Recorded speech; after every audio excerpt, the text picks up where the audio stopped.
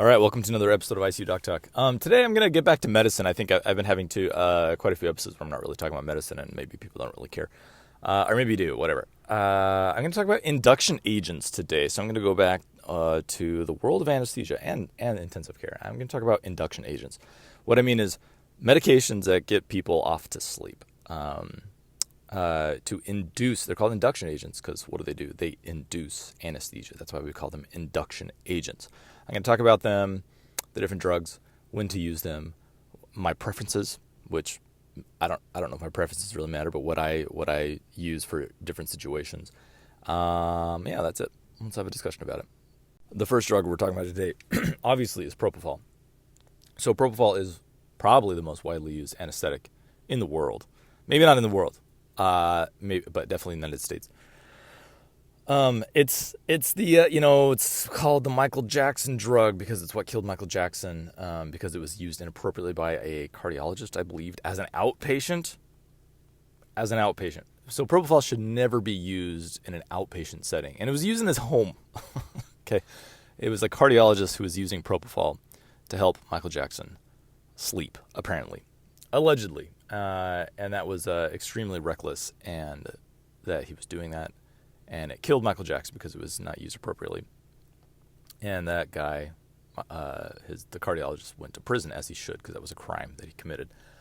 Because propofol is a very dangerous medication. Why is it dangerous? Oh, yeah, let's go back to Michael Jackson. Can I take a little attention to Michael Jackson? I swear I'm going to talk about medicine. I watched that documentary like a few years ago. What is it called? Neverland or something? About, I think it's 3 men where they said that he abused them as children, sexually abused them, raped them. To me, it is so obvious that those men are telling the truth. They are obviously victims of sexual abuse. And Michael Jackson, there's such clear corroborated witness evidence that Michael Jackson systematically groomed and raped children.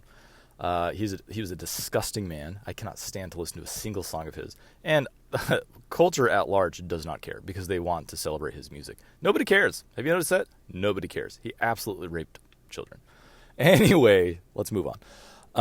So propofol is a very dangerous medication, extremely dangerous. It should only be used, for one thing, in an inpatient setting, obviously. And it should only be used by qualified. Not everybody can use it. Not every type of doctor, not every type of nurse can use it, right? So it's primarily used by anesthesiologists, nurse anesthetists, intensivists, emergency medicine staff, right, and physicians, PAs, NPs, people that are qualified to use it. Because why? Because it makes people stop breathing, and that can kill you. That's the main reason. It causes apnea.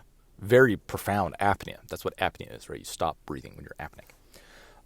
So it must be used by a qualified practitioner that has experience and training in using the medication. So propofol is widely used, right? It's white. It's milky white because it's put in a lipid emulsification. Because it's in a lipid emulsification, it can burn. When I mean burn, I mean have a burning sensation in the patient's vein as it goes in. So if you've ever had anesthesia and you're going to sleep and you feel a little burning sensation in your arm, that's propofol. I always warn patients, hey, you're going to probably still feel a burning sensation. You may or may not. And usually when patients are aware of it, it doesn't bother them. If they don't know about it, and they're going off to sleep and suddenly feel this burning in their arm, they think something is going wrong as they're going off to sleep, which is a terrifying feeling. So I make sure they always know about it. Sorry, the recording went weird. I make sure they always know about it. And usually it's fine if you're aware of it. Okay, so propofol is widely used, and it's generally very safe when it's used, appropriately, obviously. So propofol causes it's a hypnotic, right? That's it makes you go off to sleep, and it works extremely fast. So I don't know if you're aware, if you're not in medicine, you may not be aware how quickly some anesthetics work. So when we push propofol into your vein, and then where's the mechanism of action? Where does it occur? Well, it's in your brain tissue, right? So the propofol has to get to your brain. So it goes up to your vein, and it has to go through your venous system, and then go to the right side of your heart, and then pump through your lungs, and then go to the left side of your heart, and then pump out of your aorta, and then go up into your brain. So that circulation time doesn't take very long at all. And then it gets to your brain, and then that's where it acts. Do you know how fast someone goes to sleep when I give them propofol? It's probably on average 15 to 20 seconds. So as I'm pushing it in, so as soon as after I push it in, it's a light switch to the brain. It is a light switch, and they're talking. Someone can be wide awake, right? And they're talking, blah blah blah blah blah, and then they're out. That's it, and it works every single time. Some patients need a little bit more. If they're not quite asleep yet, we wait, give a little bit more, whatever. I titrate in whatever they need. So it has profound hypnosis, and it's a profound sedative, and the patient's 100% asleep. You're not going to remember anything while you're sedated. Now that's a propofol. That's a bolus push. You induce anesthesia. So, two major side effects of propofol is that it causes profound apnea, as I talked about. The patients immediately stop breathing. So, if you were to push propofol, usually 2 mg per kg is the typical dose to give to someone. When I say mg per kg, that's milligram per kilogram. That's a typical dose to give somebody. A normal healthy person with a healthy heart. That's very relevant. I'll get that to a moment about unhealthy hearts. So if you give that, what was that? Oh, and you just stepped away from the patient. If you didn't do anything after that, the patient would die because they would stop breathing, and they would stop breathing for a long time, and then they would die. So you must give this in a very controlled setting where you have someone trained to take over the airway, and that's what I mean. Someone who's trained to give propofol, they have to be trained in airway rescue and airway management. What I mean by take over the airway is put a mask over the patient's mouth and nose, and then push air into them, breathe for them.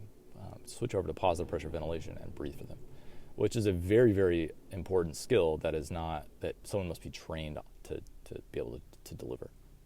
So the one side effect is apnea, makes people stop breathing, and then it causes low blood pressure or hypotension. It's a profound vasodilator.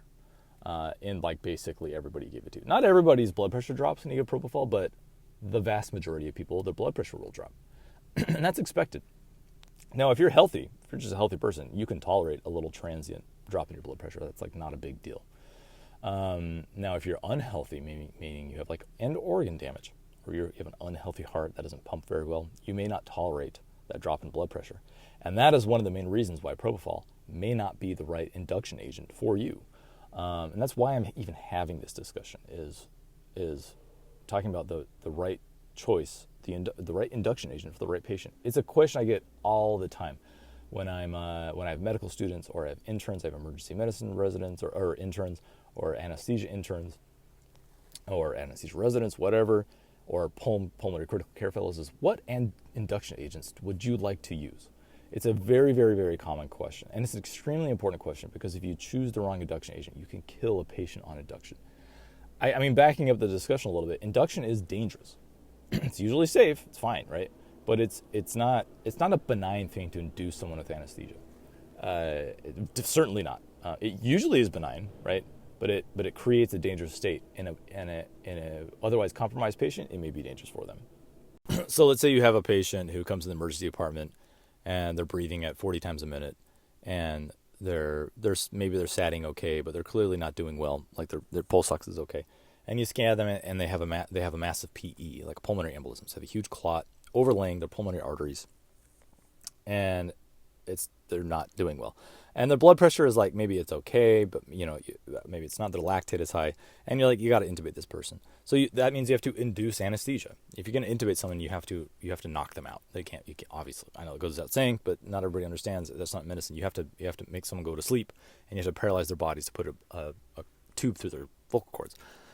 So that patient, if you were to give them propofol, just a big slug of propofol, 200 milligrams, you absolutely could kill them. And that choice, that would be up an issue. If someone negligent, that would be medical negligence, and could be malpractice, right? That would be extremely reckless, because propofol drops people's blood pressure. It drops your preload. It causes your blood vessels to dilate. And that person, they may have been on the edge of going into shock and cardiac arrest, and you push them into the edge. It's all about what is the underlying disease process. Why are you intubating this patient? Right? There's a billion reasons we intubate people. So you must consider the context. Yeah, and this is, this has a lot to do with intubating people in the emergency department, but and also in the ICU, right? These are very different. These are very different circumstances than intubating someone in the OR, right? Because in the OR, the majority of cases are elective. It's people that are walking from the street. They're relatively healthy. They can tolerate anesthesia. Most people in that group are able to tolerate a big, a thing of propofol, and they're fine. That's not a big deal. But you have to consider these things when you're giving something as potentially dangerous as propofol. Having also said that, propofol is, when it's used appropriately, it's a wonderful drug. It's a beautiful drug. It's ubiquitous. It's everywhere, and there's a reason for that. It's highly reliable. It completely knocks. It's like maybe I already mentioned. It's like a light switch. Turns the brain off. I mean, in like 20 seconds. As soon as that's in the vein, that person is asleep, without a doubt. So moving on. So you have propofol, which is like a staple, but it must be used appropriately. Well, and then there's a spectrum of disease. So let's talk about congestive heart failure. People with heart failure that their pump just doesn't work very well, and you need to intubate them, or you need to induce anesthesia for whatever reason. Now you may still be able to get propofol to something like that. Say they have an ejection fraction of like 35%, but they're functional. They're getting around. They're not in a CHF. They're not in an exacerbation. Their legs aren't all swollen out, like their water's not all backed up in their body, and they're doing okay. You can still give someone like that propofol. You just got to be careful. You need to give less of a dose, and maybe you should back it up with some vasoactive drugs like phenylephrine or ephedrine, or maybe even epinephrine, low dose epinephrine. So you must be extremely thoughtful about these things. These things cannot be protocolized. You cannot protocolize things like this, or people will die. Definitely. You cannot just be like, oh yeah, blah, blah, blah, protocol. And it has to be a human with clinical experience and good judgment who is trained making these decisions. So let's move on to, okay, so you have a patient, you need to intubate, and, they have an EF of 15 or whatever, and ejection fraction. That means their heart doesn't pump very well. And maybe they have a bad aortic valve. It's stenotic, meaning it's narrow. The aortic valve is the valve that is the main valve that leads from your heart to the rest of your body. Like it's all narrowed off, and which is a dangerous state to be in as well. These people need a generous blood pressure to keep them alive. You don't want to take the blood pressure away. So let's talk about what agents can you use, what induction agents can you use in these situations. Well, obviously the two that I'm going to talk about are etomidate and ketamine. And again, I'm talking about giving these medications as a bolus. Bolus means, and I realize that bolus is like a totally medical word. If you say the word bolus to a non-medical person, they have no idea what word you're even saying. It's not. I swear it's not used outside of medicine at all. Bolus means a push of medication, as opposed to a drip. A drip is you put the medication on a pump, and the pump gives a continuous infusion of a medication. Whereas I'm talking about bolus, and that's what induction is. You're giving a push of a large dose of a medication. Because propofol can be on a drip as well. And that's not as dangerous, right? You can put someone with a bad heart, for example, or a PE or something, maybe on a low dose, depending on the situation, depending on a low dose propofol drip. That's fine. It's not going to be as detrimental to the blood pressure. It could be, though. It can be. You got to be careful. You have to monitor, right? Anyway, so let's moving on to etomidate and ketamine. So these are different anesthetic drugs. They have different. Etomidate has the similar. It works on the same receptor as propofol. It's a GABA agonist. Ketamine has a completely different mechanism action. It's an NMDA antagonist. Ketamine is a very versatile drug. It's used for many different things, right? It's used for pain. It helps with pain control if you put it on if you put it on a drip, or if you give a push of it. It's also has potential use in psychiatric medicine, which is something I can't comment on because I don't know the literature, because it's not my field. But I think the potential is there for a lot of stuff with ketamine. So ketamine is a great drug for many different reasons. I will sing ketamine's praises all day. I think it's a really good drug. But let's go to let's talk about etomidate first. So etomidate is also a good drug, but it's not used. It's used often. It's a common induction agent for sure. But why isn't it as common as propofol? So the etomidate's claim to fame is that it's hemodynamically stable, meaning if you have a push of it, you do not affect someone's blood pressure, and that is generally true. Only generally true. There's tons of there's exceptions to that, which I'm going to speak to. So it's generally true. But why isn't it as common as propofol? Why isn't it used as ubiquitously? Because it's definitely not at all. Its most common use is like in the emergency department, right? Just pushing etomidate because it's more hemodynamically stable. Well, one of the reasons is it doesn't feel good going in. It's not. People can have a kind of bad. It can cause nausea, and then it can cause these like myoclonic-like symptoms, like someone looks like they're having a seizure as it's going in. I've seen that. Freaks people out. It's not a seizure. It does not cause seizures, to be clear. Etomidate does not cause seizures, but it can cause this reaction that looks like that. And it can be painful going in. It's not a bad drug, but that's probably the reason why. And then the extra reason, its other claim to fame, is it inhibits 11 beta-hydroxylase, which is an enzyme in your adrenal glands, which transiently, temporarily stops the production of cortisol in your body, which is a steroid, which you need steroids to live. And if you give etomidate, someone might be in adrenal insufficiency and you have no idea, maybe they're critically ill, and their adrenal glands have been dumping cortisol into your body for 3 days, and they're basically depleted, and then you give etomidate, and then you cut that source off, you actually could induce worse shock and other problems. That's a potential reason. That is to not give it. And it does that. It will inhibit that enzyme in every person you give it to. It's just not clinically significant. It's just very likely to be clinically significant in the majority of people you give it to. But I personally never give etomidate to anybody in the ICU, period. I just do not give etomidate. That's my personal preference, because in the ICU, people are critically ill, and you don't know, and if you're about to intubate them, that person's been critically ill for probably a long time, and they may be adrenal insufficient because they've been critically ill. And you don't want to push that. You don't want to push them into adrenal insufficiency even more by giving them etomidate. So I never give etomidate personally in my critical care practice. I usually give ketamine or a mixture of ketamine and propofol, which I'll get to that mixture. But that's probably why etomidate is not as popular. So, but it is hemodynamically stable. It technically is, and it mostly is, but it can still drop someone's blood pressure. How? Why? So there's many things that make up someone's blood pressure. Not many things, but there's a couple things. It's not your blood pressure is not just your blood pressure. 120/80. I mean, that is your blood pressure, but there's a couple of dynamics that make your blood pressure that produce pressure within your arterial system. And I'm going to get a little mathy for a moment, but it's basic algebra. So if you look up it all has to do with Ohm's law. If you've taken any science courses or physics courses, Ohm's law is the voltage. I swear I'm not going to spend that much time on this. Voltage equals current times the resistance.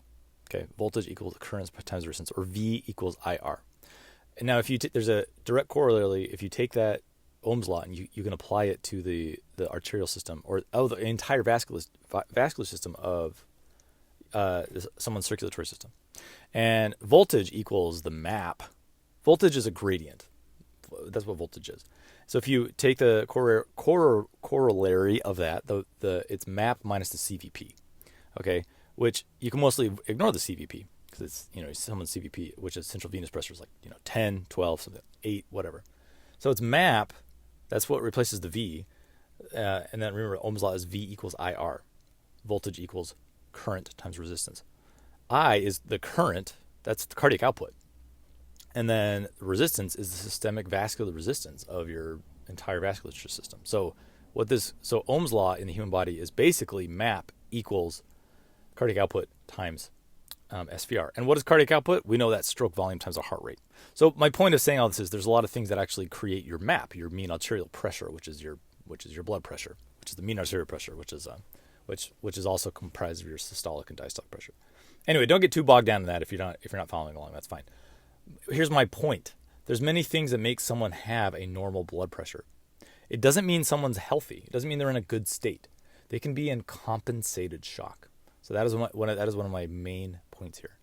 So there's decompensated shock and there's compensated shock. So someone's in a shock state. Maybe they're in septic shock or they're in hemorrhagic shock, but the body's own innate vasculature circulatory system will compensate for that by typically by either raising your heart rate, your cardiac output, right? Because remember, that has to do with that equation, or raising your SVR, your systemic vascular resistance, by tightening your blood vessels. So someone can have a normal blood pressure, and they're like talking to you, they're fine, but oh man, maybe they're sick. maybe something's going wrong. Oh, and you have to intubate them soon. And maybe their SVR is actually very, very high, but you don't know it. You don't know, because maybe they're in cardiogenic shock or something like that. But their SVR might be very high. Someone's SVR is usually like 1,200. Dynes is the unit. But maybe their SVR is like 3,000. Maybe it's 3,500. You don't know that. And maybe their SVR is that high simply because their sympathetic drive is so high, meaning their fight or flight response is so high because they're critically ill. So they might be perfusing their organs transiently. I know I'm saying a lot. They might be in this window where you're about to like intubate them or induce anesthesia for some reason. And they're in this window where they're still perfusing their organs. They're in compensated shock, but their SVR is super through the roof. Maybe their heart rate's really high. And that's what's maintaining their blood pressure. Maybe their actually circulatory volume is actually low. And the reason it's high is because their catecholamine release or their epinephrine and their norepinephrine or adrenaline is high, and that's what's keeping them alive. That's what's keeping perfusing their organs. When you sedate somebody, just by sedating them, I don't care what agent you give them. I don't care if you give propofol, etomidate, whatever. Just by sedating them and taking away their sympathetic drive, you can drop their blood pressure. That is my point with all this, what I just said. So etomidate, back to the point. Etomidate, it is technically hemodynamically stable, meaning it does not directly drop someone's blood pressure. That is absolutely true. But if someone is critically ill and they're in compensated shock, and it is compensated simply by their sympathetic drive, if you sedate them with etomidate, you can, if you're like, oh, I'll give etomidate, it's fine. They're going to be fine. The blood pressure is going to be fine. And you give that, it can give you this false sense of stability. And then you look, you sedate them, you give them etomidate, and their blood pressure drops. That can happen. So that's my only thing with etomidate. I think it's otherwise a good drug. I think it's a really good drug and I think it's fine to use. My whole point is don't believe. I think it's wrong to be like etomidate is 100% hemodynamically stable. It often really is, but you should never believe that 100%. You should be prepared to augment someone's blood pressure with vasoactive drugs like epinephrine or phenylephrine or whatever.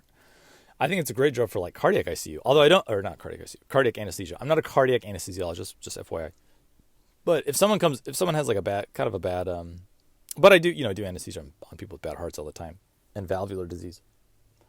If someone has bad aortic stenosis, or they have an EF of 20% or something, and they're otherwise stable, they're okay, and they're getting they're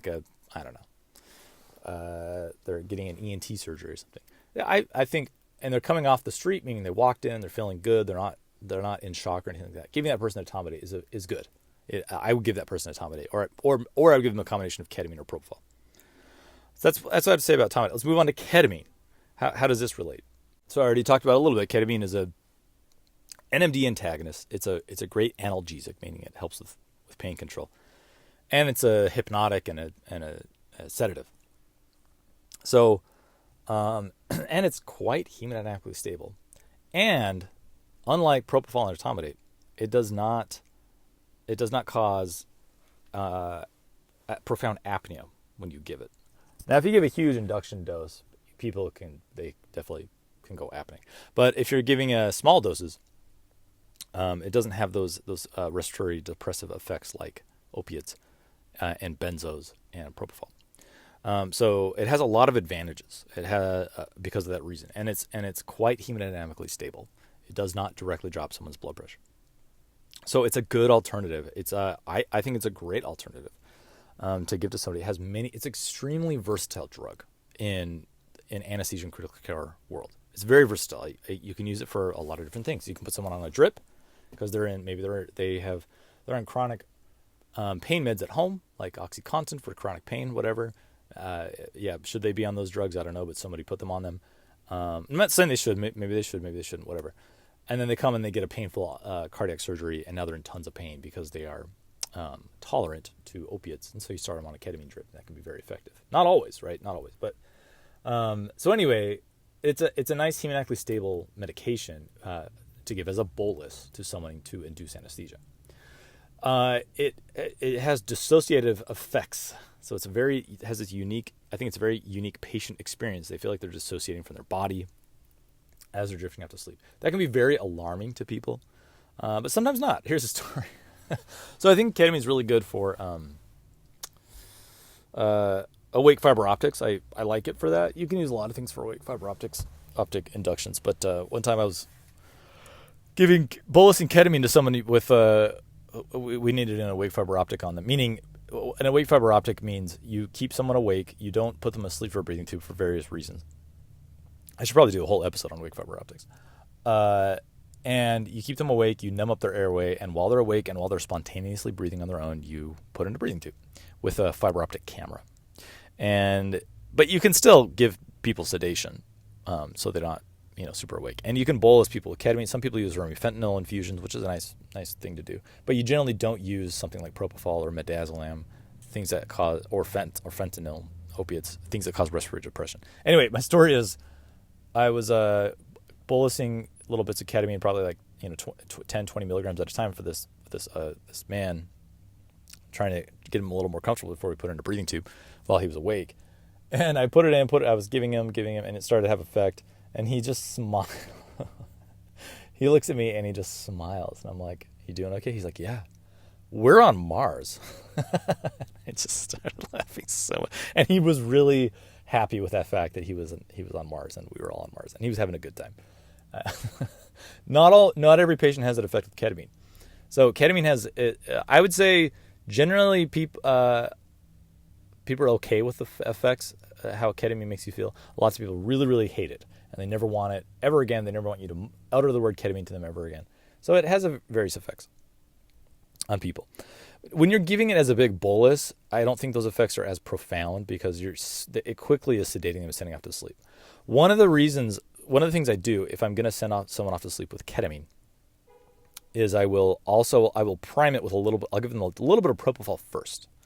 Like, I don't know, 30, 40, 50 milligrams of propofol, and then I give them the big slug of ketamine. The reason I do that is the propofol can take the edge off those dissociative effects for that patient so they don't experience the unwanted effects, those unwanted side effects of ketamine. And so the propofol kind of just sedates them, and the ketamine finishes it off, and it's more hemodynamically stable. I generally like to do that. People call it a ketofol induction. It works well. It really works well, and people's blood pressure stays stable. Now, there are some people that are so sick, they have such bad hearts, for example, that even giving etomidate or ketamine or just sedating them can kill them. It still can, because their innate vasculature cannot support. They drop their preload into their heart. They drop their afterload. Their sympathetic drive goes slack, and then go to cardiac arrest. And these are people very, very sick, usually in the ICU. And if they need intubation, now you need to be a little more careful, a little more deliberate. Well, you're always deliberate, but you need to be a little more thoughtful. Now, there's a couple options of what to do with patients like that. I'll give a stereotypical patients. So a patient with interstitial idiopathic pulmonary fibrosis. Let's say someone's had it for 3 years, and they're waitlisted for a lung transplant, and they're in the ICU, and they're breathing 35 times a minute, and they're on a non-rebreather, and they're on high flow nasal cannula, and they're still breathing 35 times a minute. They can say 3 words in between taking breaths. And they're waiting for a lung transplant. And it's not happening yet. They need to be intubated, or they need to be put on VV ECMO, which would be part of the plan also. But let's say, okay, we need to intubate this patient. Typically, someone with interstitial lung disease, IPF, for 3 years, their right heart has turned to crap because they have such high pulmonary pressures on the right side that the right side is seeing because their lung parenchyma, the actual tissue of their lungs, is so scarred down that it actually increases the resistance of blood flow. And the right side of their heart is actually what is bearing that burden. So they're usually in right heart failure, which is a very dangerous state to be in. Right heart failure is very dangerous, right? If you're in med school or you're a resident, you know that. It's been drilled in your head. Right heart failure is very dangerous. And it is. It's very dangerous. So if I were to come along and give that person just a big slug of ketamine or etomidate, I could kill them. Now, they might be fine. They might be fine. They might tolerate that just fine. But you don't know that. You don't know. And you don't need to take that risk. So there's a couple things you can do with this patient. There's a couple schools of thought that we can do with this patient. So one of the problems with a patient like this is that you you drop their kind of their right ventricle is in preload dependency, meaning it's used to higher pressures. So if you induce them with anesthesia, you drop those preloads, and then they can go into acute right ventricular failure, and they can go into cardiac arrest from that. So that's the main concern. And they can be so tenuous that even giving them etomidate or ketamine can cause them to go to cardiac arrest. As I said, they might be okay, but they may not. Sometimes with these patients, sometimes they're so sick and they're so on the edge that the only thing you can give them is just a little mild sedation with like midazolam and fentanyl, which is not a good enough sedation to paralyze someone's body and put a breathing tube in. But sometimes that's what you have to do. Now, don't take anything I'm saying hard and fast. You have to examine the situation and look at the patient's chart and talk with them and their family and loved ones and make sure everybody agrees it's the right decision. You have to go through all of this. I can't give any, like, this is not advice, right? I'm not going to be like, hey, this patient, do this. You have to make that decision. That's your job as like an intensivist or an emergency medicine doctor or an anesthesiologist or whatever.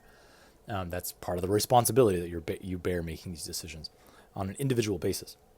But anyway, sometimes all you can give them is a little bit of midazolam and fentanyl, and then rocuronium, paralyze the body, and apologize up front that they may recall what their body's being paralyzed and a breathing tube going into their vocal. They might have some awareness during that it may happen. Sometimes that's the best you can do. Some people, and then I always have norepinephrine and epinephrine in line and available for bolusing, and I give it preemptively, meaning I give them vasoactive blood pressure support as I'm inducing them. One of the things that really kills these patients that people don't realize is it's not necessarily the sedation, assuming that you give them appropriately dosed sedation, but when you put in a breathing tube and you start positive pressure ventilation of them rather than the negative pressure ventilation that they were doing on their own, you now also increase their intrathoracic pressure, and you now drop their preload because of that, and that can cause them to go to cardiac arrest. So you have to be very gentle with their tidal volumes as soon as you get that breathing tube in. I'm very focused on that. When we get it in, the respiratory therapist or whoever it is that's intubating, or if it's me intubating, whatever, I always say, please give very small tidal volumes and very low PEEP, positive and expiratory pressure, because that can kill their preload and it can cause cardiac arrest. And I've seen these patients go into cardiac arrest. I've coded them right after induction, doing chest compressions. I've done it. Another thing that I've also done that can be advocated for in this very specific patient population I'm talking about is doing an awake fiber optic intubation. So you give them very, very mild sedation. You topicalize their air with local anesthetic, and you put in a breathing tube. I've also done it that way. The thought is, well, you give them less sedation. Like, well, I can also give them less sedation, just paralyze them. And you still have to convert to positive pressure ventilation. You're not really avoiding that. So I don't think an awake fiber optic, in my opinion, really buys you anything to do in these patients. That's just my opinion, which, I could be wrong. But anyway, so there's that kind of specific patient population. So midazolam and fentanyl certainly can also be induction agents in very, very critically ill patients. It's not enough to sedate someone for intubation, but sometimes it's all you have because you don't want to risk killing them, and you should explain that to the patient, assuming that they're alert and with it. Often they're not. Sometimes patients are so sick, like trauma patients, right? Trauma patients come in. Some patients are so sick you don't even give them induction agents. So that's another thing, right? Someone's coding or near coding, or they have agonal breathing, right? They're not perfusing their brain anymore. You don't need to give them any induction agents. You shouldn't. Sometimes you don't even need to give a paralytic. You just open their mouth. And throw in a breathing tube. Sometimes they're, approaching death is the anesthetic. So it's all, anyway, basically the takeaway from this discussion is you have to be very thoughtful about it. It seems like a very simple, straightforward decision, and it often is the majority of the time. But it's with vulnerable patients that are in a sick state that you must recognize. You have to see what's going on with them, and you have to make a decision tailor-made to them, and make sure everybody's on the same board, and do your best. All right, I'm going to move on talking about books, and we're going to make a very hard right turn from talking about anesthesia induction agents to talking about Congo. So I don't know what it is. I'm like a glutton for punishment. I have become more and more, the older I get, the more obsessed I am of learning about injustices in the world. I don't know why. I just become more and more concerned and and wanting to know more about so many things, all of the bad things that human beings do to one another that have happened from a long time and they still happen currently. So I have 2 books to share that are highly related today, nonfiction books about Congo, and what has happened in that country. So the first book I'm going to share is called Cobalt Red, which I put up a video of like 2 weeks ago. You may have saw me talk about it. It's called Cobalt Red, How the Blood of the Congo Powers Our Lives. It's by Siddharth Kara. His last name is Kara. It came out this year, January 31st, 2023. It's 280 pages. So the bottom line, to sum up this book, child labor is happening right now in Congo. So imagine you're an 8-year-old girl who wants to go to school, as children should, but the public schools are underfunded. So the schools themselves, they're not well funded by the state. They have to charge about $5 a semester for you to attend. Unfortunately, your family cannot afford to pay for this. Your father is a, quote, artisanal miner who extracts crude cobalt from a local mine, which is mixed with copper and tin and lead and also traces of uranium. Your father has no equipment to mine with. Maybe he has some rebar that he digs at the rock wall with, and he's in flip-flops. No supplies are provided to him as an artisanal miner because he's a freelance artisanal miner who allegedly works for himself. And he sells a bag of cobalt at the end of the day for $1 to $2. This money is used directly to feed you and your family. Unfortunately, your dad was killed a month ago in a tunnel collapse in the mine. Your mother also works in the mine, carrying your baby brother, who is 1 month in a sling while she washes raw ore in a pool that is contaminated with heavy metals. Your mother is also under constant threat of sexual harassment, assault, and rape as she works at the mines. Heavy metals, including cobalt, lead, copper, and uranium, are also in your mother's bloodstream, leaching through the breast milk, and they're also flowing through your body as well. So what are you to do as this 8-year-old girl under these circumstances? You mine cobalt. There's nothing else you can do. And thus continues the cycle of child labor that supplies the vast majority of cobalt to the global supply chain. And what is this cobalt used for? Rechargeable lithium batteries in phones, laptops, electrical vehicles, and other devices. So how can this be? How is this allowed? It's a vast, intricate, and willfully ignorant system to perpetuate the continued exploitation of the people of Congo. Everyone is complicit. The Congolese government doesn't fund public schools or provide infrastructure and profits greatly off of taxing and embezzling from the Congo trade. The mining companies and cooperatives are mostly owned by Chinese companies who don't care about the working conditions of the artisanal miners.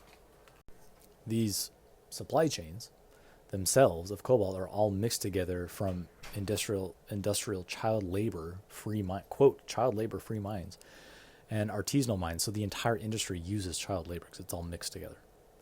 The tech giants don't technically own any of the mines and willfully look the other way when the suppliers claim that they are child labor free. It is an entire complex that keeps the Congolese people basically slaves to the cobalt mines. It's all by design, and it's meant to be kept in the dark. This author exposes the entire operation. Over the course of several years, he visits dozens of mines and learns and investigates every inch of the supply chain. The book is full of anecdotes and financial analysis that comes to the unassailable conclusion. Your rechargeable battery was made from the blood and poverty of enslaved Congolese people, including their children. As you listen to my words, this is happening right now in Congo. The author also provides the long and tragic history of the exploitation of Congo, starting with King Leopold, and how every resource from the land, including human slave labor, diamonds, rubber, cobalt, copper, have been forced from the land using violence. Also, CIA-backed coups that are sponsored by the U.S., genocide, rape, torture, and murder. And that leads me to the next book that I'm going to talk about. And that is, it's called King Leopold's Ghost, which was written in 1998. It's 400 pages. This is by Adam Hochschild, which I immediately was inspired to read this after reading the prior book, which was called Cobalt Red. So This book is a really well-told historical account from beginning to end of how King Leopold II of Belgium obtained and exploited much of the land of Congo to personally enrich himself and then later the Belgian government. An incredible subplot in this book is the activism involved during the turn of the century. I found it really engaging. It appeared to be very well researched, and I learned a lot, not just about Congo and its exploitation, but this period of colonialism in general of Africa. The story starts with an explorer named Henry Martin Stanley, who chartered his way into some of Congo in search for the famous explorer Livingstone, who had gone missing prior to that. During that time, Leopold was growing jealous of the lucrative European colonies in Africa, and he wanted a piece of the cake. And he had his eyes set on ivory in Congo. Despite being awkward in his youth, Leopold refined his political skills and went about courting not only this Henry Martin Stanley to work for him and to do more expeditions for the, quote, Congo Free State that Leopold creates, but he earned the backing of philanthropic groups who believed that he was bringing civilization to Congo and would abolish the, quote, Arab slave trade. Leopold made inroads even in the United States and received the blessing of the president at that time. And he had lobbyists in the United States as well. He's very shrewd, very intelligent politician. So Leopoldville, which is now Kinshasa, was created, and the ivory boom began after Leopold got his foothold in Congo. All the treaties handed down to the various Congo tribes gave Leopold all land, and they were just veiled contracts of blatant theft, which is the typical story of imperialization. The Congolese had no idea what they were signing, and many were smaller kingdoms with no central authority and the bureaucratic know-how that comes along with central authority. Right? They don't have any understanding of contracts and bureaucracy. So what ensued was blatant exploitation of the Congolese, including slavery, forced labor, murder, rape, starvation, and every other human rights violation you can think of. So after ivory came the rubber boom, which exploited the Congolese even more and bursted Leopold's personal coffers, cutting down ivory vines. From somewhere like the 1890s and into the beginning of the turn of the century, somewhere around, estimated, and I'm sure it's controversial, but the author says it was probably around 10 million Congolese were murdered or killed as some sort of consequence. For a long time, no one knew, except the perpetrators. They had no idea what was going on. Embedded in this book is a story of an incredible human rights efforts by several men. One is a black American man named George Washington Williams, who wrote an open letter to Leopold after observing the conditions in Congo, and he called it a crime against humanity, and maybe even coined that term. And then two other very notable men were E.D. Morel and Roger Casement. Morel discovered that slave labor must have been happening in Congo simply by doing some accounting forensics. He didn't even have to go. He just looked at what was coming and what was coming back, what was going, what was coming back, and he was like, there is no way people are being paid to produce this rubber, and he figured it out. His employer tried to buy him off with silence, so he quit and he started his own whistleblowing publication along with a man named Roger Casement. These two men did really incredible things to bring to light what was going on in Congo, although they were still maybe somewhat apologetic about British colonialization. At least E.D. Morel was at the time. But everything is relative. Like, what they did was incredible for this time. This is like the 1890s and 1900s that these guys were like human rights activists. They suffered enormously for their activism. Casement was executed for treason during World War I, despite being knighted for writing the whistleblowing Casement report about Leopold's Congo. Apparently he was, he was Irish, and the British government had a problem with that. I don't know a lot of details about that. And then Casement, he was also gay, which I'm sure did not help matters. But anyway, the activism pressured, that pressure forced Leopold to eventually sell Congo to his own government, even though the contract stipulated that he still get paid from further profit from Congo and not from Belgian taxpayers. Congo continued to be exploited for its rubber and copper and diamonds, and to this day, the author states, this is the author's opinion, that there really has not been a whole lot of formal recognition by the Belgian government of the atrocities of King Leopold II. Congo has been irreparably harmed from colonialism, and as I mentioned before, a U.S.-backed coup that in the 70s that was born out of anti-communism panic, and it's currently being exploited now for its cobalt mines, as mentioned in the prior book. So it's all happening right now. I don't know why I'm going to do this to myself, but I might read The Heart of Darkness after this by Joseph Conrad. All right, anyway, I'm going to read a letter, answer a question. This is from Kirsten, who wrote me a lovely email thanking me for content and all the book reviews and podcast. Here's her question. I am catching up on some of your podcasts, and I've always wanted to ask a medical professional this question. In one of your recent podcasts, you say that you don't believe in miracles. In another episode, you mentioned that you do consider yourself to be Christian. I also consider myself a Christian, but I have a hard time believing that Jesus could rise from the dead.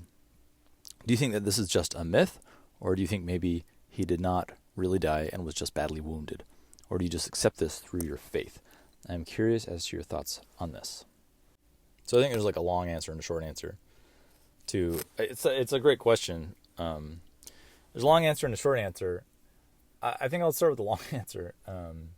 So it's I think it's hard for people not of faith, which is fine. I do not personally care if a person is part of a religion or believes in God or doesn't believe in God or is atheist. Like, I do not care. Like, I can't stress enough how much I don't care what someone's beliefs are in like God or not. It does not matter to me, like, at all. I just cannot stress that enough. But it's very hard for people that are not of faith to understand people of faith. I think it's very difficult. And the reason it's difficult is faith is not a thing to logically understand. Faith, I've said this before, faith is in its nature absurd. It's absurd. It's not rational. And I'm not saying that in a critical way. I am a person of faith. But it is not rational to have faith to believe in a God, or believe in Jesus Christ, or be Christian, or to be Muslim, whatever. To believe in things that have no empirical evidence isn't rational. Now, human beings have many, many, many beliefs other than God and Jesus that are not rational as well. Human beings, we think irrationally, like every day. We have beliefs based on like no evidence at all. Just like, so it's part of human nature. It's literally part of the human condition to have belief in irrationality. Even atheists, they have beliefs in irrationality. Of course, they have beliefs in things, not about God or anything, but they have beliefs in other things that are not based on empiricism. So getting more to the question, I've said so. I actually do believe in miracles. I may not have been clear. I think I remember that podcast I was talking about. What I was saying in that episode was that I don't think I don't see miracles happen in medicine, like that maybe people of faith expect. Now I see, and what I've said before, one person's miracle is another person's statistical anomaly. Like, yeah, I've seen people turn around that I expected would die. And that certainly could be miraculous to that person and that family. And, if I think about it for a minute, maybe that was miraculous, but I just don't think miracles happen in the way people believe they do. People of faith that they believe in medicine. When the writing is on the wall that someone is not doing well, they're going to die. They're very, very, very, very likely going to die and not do well. Extremely likely. Like sometimes it's near 100%, depending on the situation. So I don't think I've seen miracles like that maybe people that are not in medicine, they may imagine in their heads. So when you read, the New Testament about Christ, which I've read the Bible, and I love the New Testament. I absolutely love the account of the Gospels of Christ, Matthew, Mark, Luke, and John. I absolutely love them. I love reading about the Gospels of Christ and his teachings. I love the teachings of Jesus Christ. I think they're incredible. I think they're absolutely amazing. And to be more, direct about answering the question, I as a Christian, I believe in Jesus Christ, and I do believe he was resurrected, and I believe he's alive. I believe he's a real person. And there's not an explanation. I don't have an explanation for you of why I believe it. It's a choice.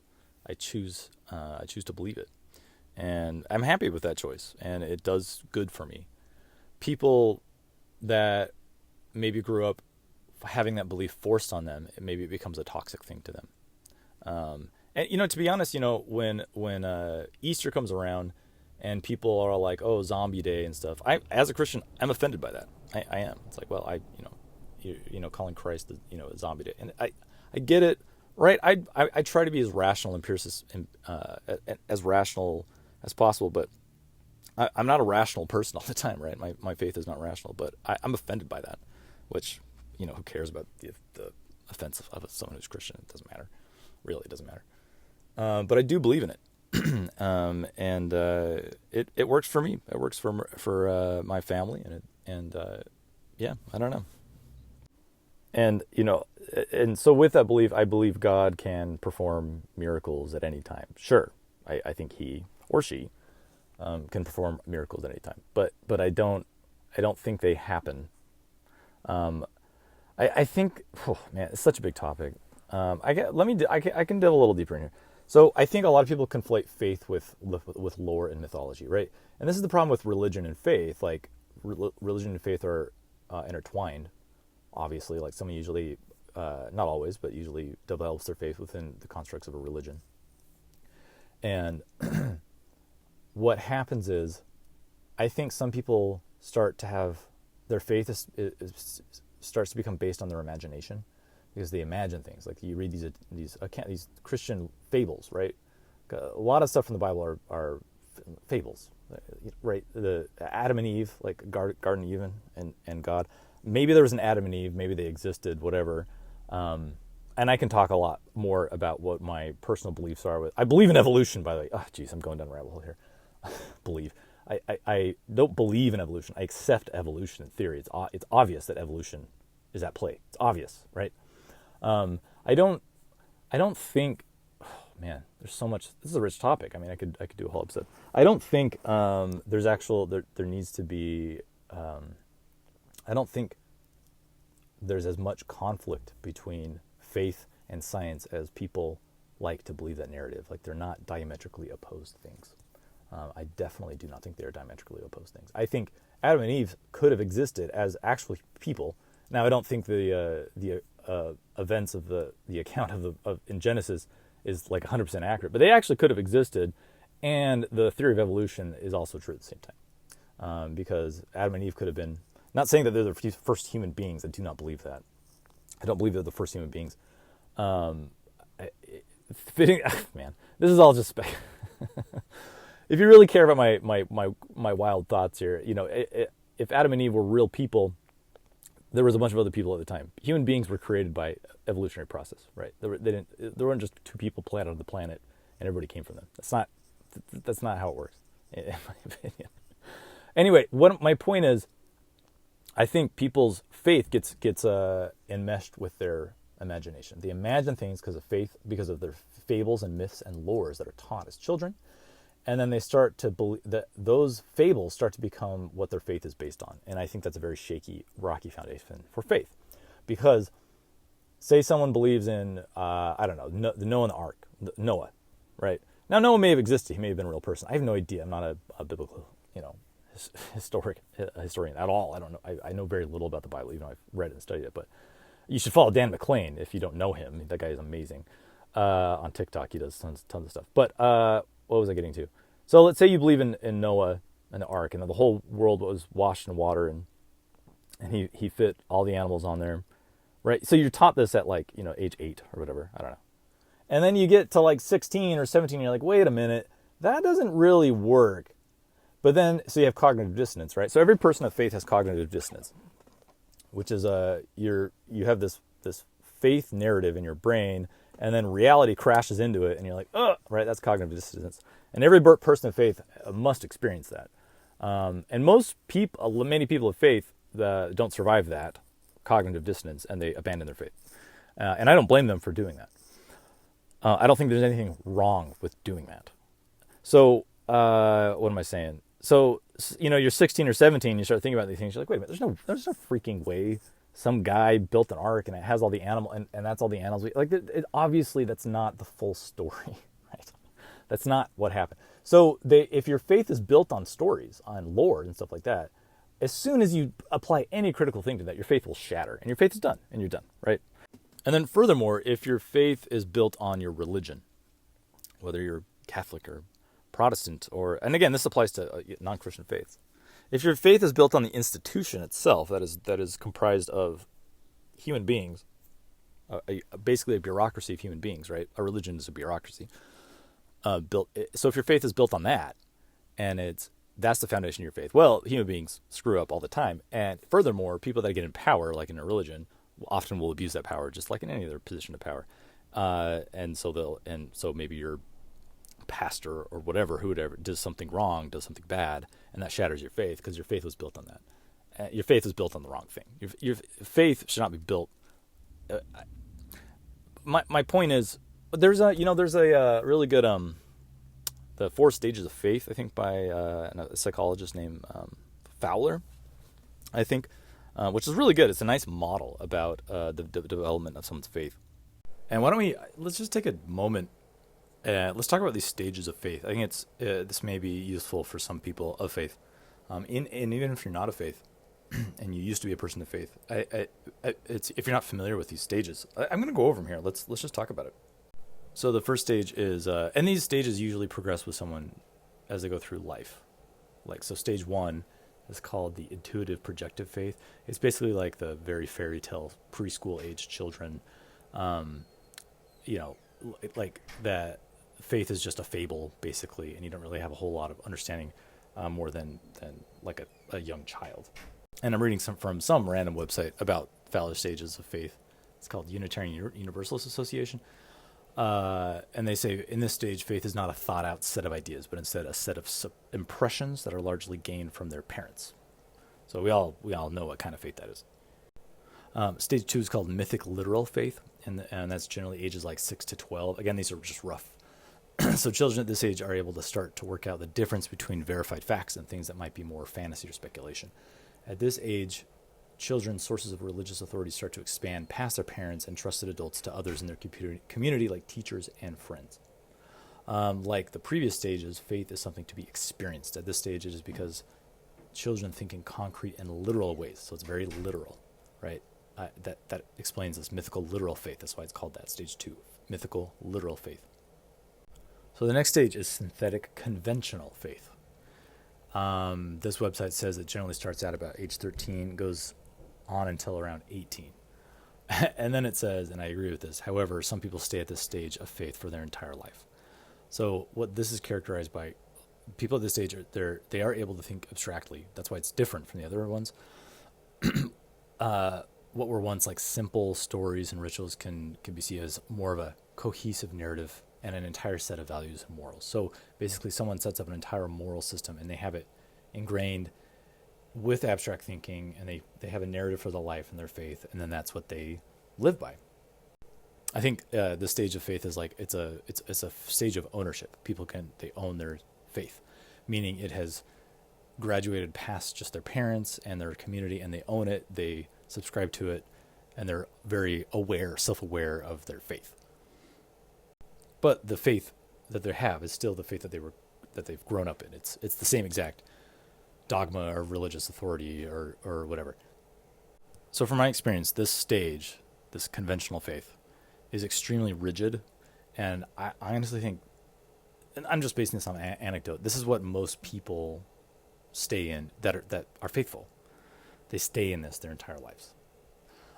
I think it's most people. I think it's most people of faith are in this stage, and it's extremely rigid, and it subscribes to a single perspective, and it can be really bad. This stage of faith, I think, can be very harmful. The reason I think that is it can be extremely alienating to those around you that don't conform to what you believe is, quote, the truth, whatever that means to whatever people, right? So it can be extremely alienating. Now, I'm not saying people in this stage of faith aren't good people, blah, blah, blah, blah, blah, blah, blah, because they are. I know many people that I believe, although I should say you should never judge someone else's faith. You don't know where people are at in their faith. Like, you should never do that. I think that's really bad to do. But I think most people that are religious and faithful, they stay in this.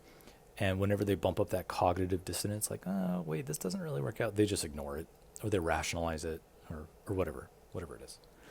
So the next stage is stage 4, and it's called the individuative reflective stage of faith. It usually starts in late adolescence, like 18, early 20s. And people in this stage start to question their own assumptions around their faith tradition. Now they start seeing the cracks in their faith and their religious institution, which are always there. Doesn't matter what your faith or religion is. And you start to see it and you start to reflect on those things. And then you start questioning your own assumptions about your faith, the dogma, and then undoubtedly you question the authority structures of your faith and the history of your religion or whatever it is. This is where you start questioning and doubting. This is often the time that someone will leave their religious community if the answers to the questions they're asking are not to their liking. It's a stage of greater maturity is gained by rejecting some parts of their faith while affirming other parts of their faith. And it's kind of like, this is kind of like this is actually the beginning of having a journey in faith. I actually think is what this stage is actually the beginning of durable and mature faith. Many people who get to stage 4 and leave their faith and religion, they often never come back. So many people, as they go through these stages, like they're born into a religion, they get to this stage and they're done, right? They wash their hands of it. It's too toxic to them. They're done. And I think they should. They should. If it's bad, if your faith and religion is bad for you, right? So just a very, very cut and dry example. If you're gay and your church is basically homophobic, for lack of a better word, I think you should leave your church if it doesn't work for you. If you can't get that to work, I don't know how you can get that to work. I've never experienced that. Hello. If it's a bad, toxic influence in your life and it's affecting your mental health, I think you should leave your faith. That's my opinion. Basically, this stage 4 is where you can no longer deny the cognitive dissonance that you're seeing, and your faith just kind of breaks and it becomes more reflective, and it can shatter. And this can be extremely distressing for people that have been faithful. You could call this a faith crisis, right? And many people exit out at this stage, but some people can move on to stage 5, which is called conjunctive faith. This website says people usually don't get to that stage until the early 30s. These age cutoffs to me don't seem super straightforward, right? Anybody can have these stages, I think, at many times in their adulthood. This is more like the comfortable stage of your faith, when the struggling and questioning of stage 4 gives way to you accept the uncertainty, you accept the absurdity of your faith or your religion. You embrace the chaos of uncertainty, and you find comfort. Not comfort, but comfort, and you just become comfortable with uncertainty. I think that's what this stage is. This website says, in this stage, the strong need for individual self-reflection gives way to a sense of the importance of community in faith development. You start to value the community of faith and the religious community. For me, I feel like this conjunctive faith is where the lore and the bureaucracy, all that stuff kind of gives way, and you actually value the human beings that are in your congregation or in your church, and you understand the value of actively participating with a faith community with other people. And you actually, that's where you understand, and that's where the value of your faith lies. And doing good, trying to do good for other people in your congregation, and of course outside your congregation, that's where you see the value of your church. The value is not so much in the dogma and the doctrine and the policy and the rules and the history, blah, blah, blah, blah, blah, but it's actually in the people sitting next to you in the pew. That's where the value is, and you both learn and reciprocate from one another. That's what I feel conjunctive faith is, stage 5, in my own words.